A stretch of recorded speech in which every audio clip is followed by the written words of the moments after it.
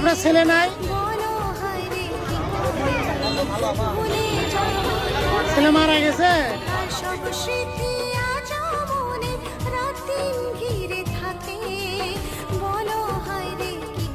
ছেলের কথা শুনতে এই বৃদ্ধ মায়ের চোখে পানি চলে আসছে। তিনি কান্না করতেছে। একবার ভাবুন কতটা কষ্টে আছে এই বৃদ্ধ মা। আপনার ছেলের কি হয়েছিল?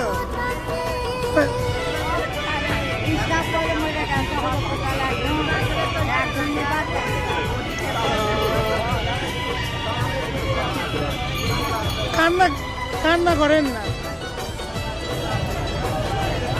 আপনার কে রান্না করে দেয়?